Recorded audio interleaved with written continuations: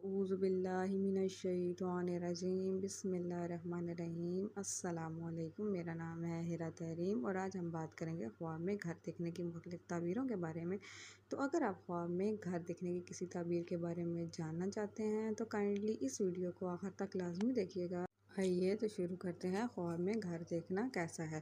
خواب میں گھر دیکھنا عورت سے تعبیر ہے کہ اگر کوئی یہ دیکھے کہ گھر میں اندھیرا ہے تو اس کا مطلب ہے کہ عورت کا اخلاق اچھا نہیں ہے۔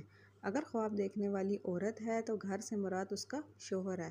مرد خواب میں لوہے کا گھر دیکھے تو اس کا مطلب ہے کہ اس کی بیوی تا دیر اس کے ساتھ رہے گی۔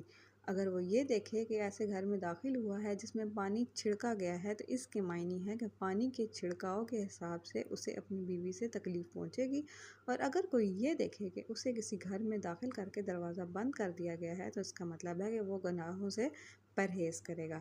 اگر خواب میں دیکھے کہ اس کا گھر سونے کا ہے تو اس کے گھر میں آگ لگ جائے گی۔